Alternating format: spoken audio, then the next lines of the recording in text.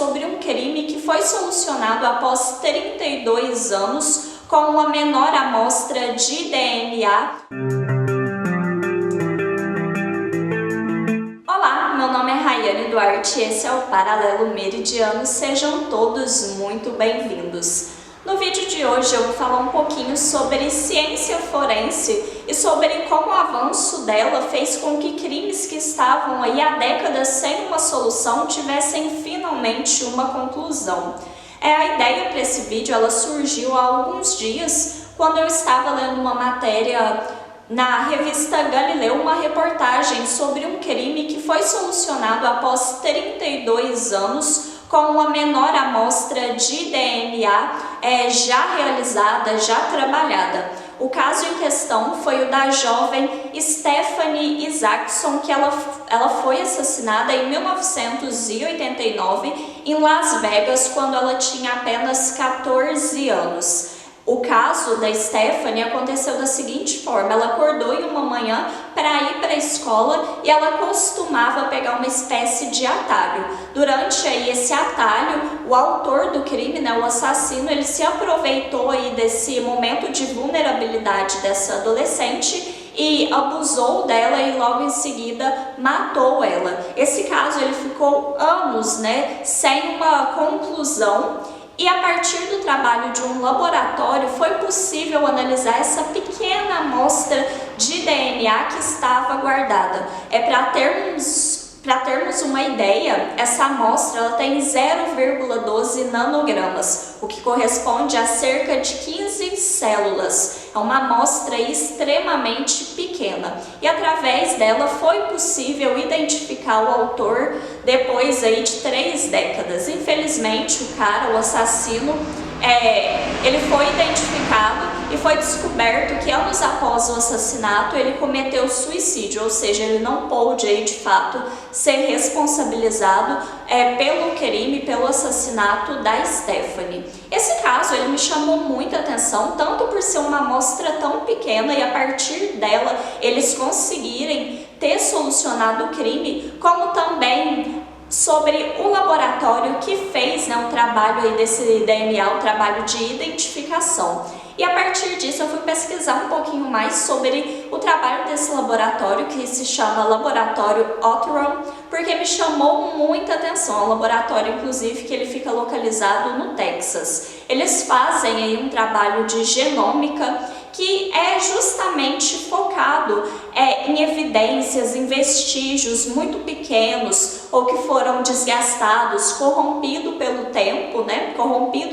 tempo, e essas evidências aí de crimes, eles trabalham em cima delas com novas tecnologias para conseguir finalizar esses crimes. Inclusive eles trabalham aí com uma espécie de slogan que fala justamente em trazer justiça para as famílias, em trazer um ponto final. Fala-se muito sobre essa questão de dar uma luz, por mais que seja às vezes uma finalização de um caso simbólico, porque às vezes identificar um assassino não vai trazer obviamente a pessoa de volta, mas é uma forma ali de finalizar, digamos assim, esses casos. E pesquisando um pouco mais sobre o trabalho do laboratório, eu descobri que eles têm uma iniciativa que funciona da seguinte maneira: eles arrecadam verbas para solucionar esses casos. E esse trabalho aí de arrecadação funciona da seguinte maneira: tem um outro site que se chama DNA Solves, onde eles postam um pouco das informações sobre os casos e um valor que eles precisam para investir na pesquisa para solucionar esse crime. O caso da Stephanie ele foi solucionado dessa forma: uma pessoa anônima fez uma doação de um valor que foi investido aí na pesquisa. Então nesse site, no DNA Solves, eu vou deixar tudo aqui embaixo para vocês, tá, pessoal? Eles mostram esses crimes e abrem aí essas espécies de vaquinhas. Eu estava lendo um pouco sobre esses casos, é bastante interessante porque eles colocam lá o que tem de informação e a partir disso aí quem se interessar ou até outras áreas, instituições aí da área de investigação podem investir e, através disso, finalizar esses casos. Eu separei 3 casos para citar aqui que eu encontrei lá no site, que eu separei da seguinte forma: um que já teve a arrecadação, a vaquinha completa, e também já foi finalizada a pesquisa, o caso já teve conclusão. Um que a arrecadação ela foi concluída, mas a pesquisa, né, o trabalho ainda está correndo, e um que falta conseguir levantar o dinheiro para poderem, então, os pesquisadores, os cientistas trabalharem em cima desse caso. Vale destacar, pessoal, é bastante importante que eu estou falando muito do laboratório, mas é claro que não é apenas o trabalho deles que finalizam o caso, né? Eles usam aí os dados da polícia, de toda a investigação, trabalham também com parcerias com outras instituições, como universidades, outros laboratórios e etc., com uma gama aí de cientistas que atuam em diversas áreas. Enfim, falando um pouco sobre os casos. O primeiro caso que eu separei foi o caso da Carla Walker, que aconteceu em 1974 no estado do Texas, nos Estados Unidos. A Carla era uma jovem de apenas 17 anos, uma líder de torcida que foi assassinada brutalmente. Na ocasião, ela e o namorado, eles voltavam inclusive de um evento do Dia dos Namorados, quando decidiram parar em um estabelecimento para usarem os banheiros. Só que quando eles pararam no estacionamento, eles foram abordados aí pelo assassino. O namorado ele foi agredido até ficar inconsciente e a Carla foi sequestrada. Dias depois, o corpo dela foi encontrado, ela havia sido espancada, estuprada, e esse caso ele ficou aberto aí durante anos. E a partir do avanço da tecnologia, a partir dessa nova iniciativa do laboratório Outram, foi possível solucionar, finalizar esse caso, porque eles identificaram o assassino da Carla. Essa identificação ela aconteceu no ano passado, em 2020. O cara ele tinha 77 anos, ele foi detido pela polícia e também denunciado e acusado pelo homicídio. O segundo caso que separei é o da Mary Anderson, o mistério da Mary Anderson. Esse caso ele aconteceu em 1996 em Seattle.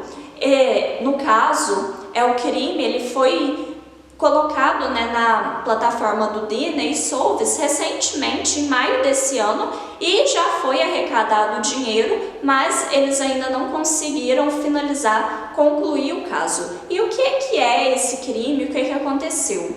A vítima, no caso uma vítima de suicídio, ela cometeu suicídio. Ela se hospedou em um hotel de luxo no centro de Seattle, o que nos leva a crer aí que era uma pessoa de posses, né, uma mulher mais rica. Ela fez o check-in, só que ela nunca saiu para fazer o check-out. Então a equipe do hotel decidiu entrar no quarto para ver o que tinha acontecido, e foi quando eles encontraram o corpo dela. Junto com o corpo estava um bilhete onde ela dizia que não tinha família e que também não se importava com o que iria acontecer com o corpo dela. A Mary Anderson, o nome que ela usou, era um nome falso, assim como o endereço de New York que ela tinha dado na hora de fazer o check-in. Passou-se anos e nunca foi descoberto quem era realmente essa mulher. Então eles levantaram aí o dinheiro, a verba para essa pesquisa, e estão trabalhando no caso. Vale destacar, na minha opinião, que essa situação também levanta um ponto ético, uma questão ética, porque querendo ou não, pela forma como aconteceu, fica claro que essa mulher ela não queria ser identificada. Mas bem, esse aqui não é o foco do vídeo, mas vale aí o comentário. E por fim, o último caso que eu trouxe, que penso eu ser um caso extremamente intrigante, é o da caveira do porão. Esse caso ele ocorreu em Spring Grove, no estado de Minnesota, em 2005. Na verdade, não se sabe ao certo quando ocorreu. Em 2005 foi quando a caveira, o crânio, foi encontrado. E o que aconteceu? Um casal, dono de uma propriedade, de uma casa, eles tinham uma lareira e essa lareira precisou de uma manutenção. Eles contrataram aí uma equipe, né, para fazer essa limpeza. E era da seguinte forma, a lareira ficava no andar, e no andar de baixo tinha o porão, mas as cinzas caíam, né, para o andar de baixo. Quando o pessoal estava lá limpando, eles encontraram uma caveira. É um crânio humano. Não era um crânio que estava, digamos assim, muito conservado, faltavam alguns pedaços. É claro que eles chamaram a polícia, a perícia, que foi até o local, inclusive trabalhou aí para ver se encontrava mais ossos, mas não encontraram e só com o crânio eles não conseguiram identificar quem era ali aquela pessoa. Eles só conseguiram chegar à conclusão de que era um homem, possivelmente que havia sido morto com cerca ali de 30 anos. Ele tinha aproximadamente essa idade quando morreu.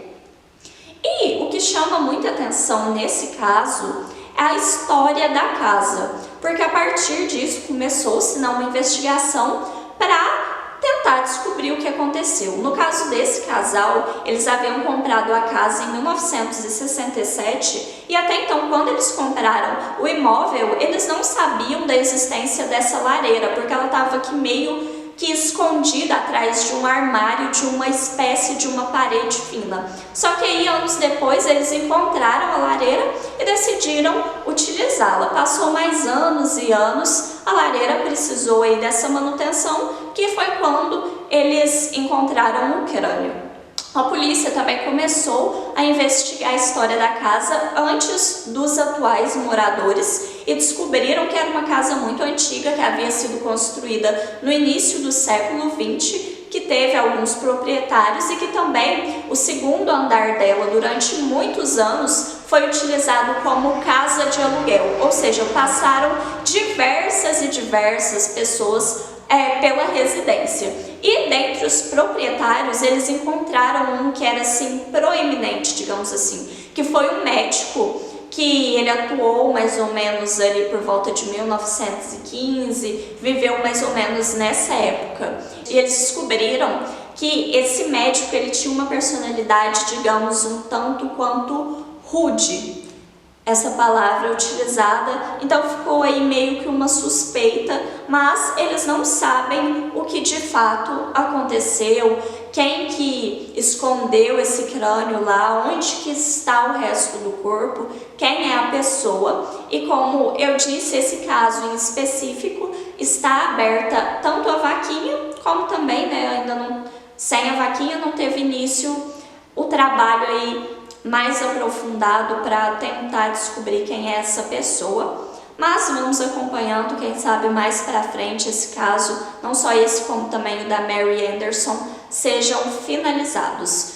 Bom, pessoal, eu trouxe esses casos, trouxe um pouco aí dessas tecnologias, desse trabalho desse laboratório, porque eu achei muito interessante essa iniciativa e mostra também o avanço, né, da tecnologia, da ciência, das técnicas aí de investigação para finalizar esses casos aí, casos de décadas, né, que até então muitas vezes a gente pensa que não podem ser solucionados, mas podem sim ter uma conclusão. Vou deixar os links aqui para vocês. Vou deixar também um link do The Washington Post, além do link da Galileu, esse do The Washington Post sobre o caso da Stephanie. Ele tá bem completo o texto, então quem se interessar e queira ler vai ficar tudo aqui embaixo. Enfim, muito obrigada por assistir até aqui. E não deixe de se inscreverem no canal, curtir, comentar, porque é muito importante para mim esse feedback. Muito obrigada!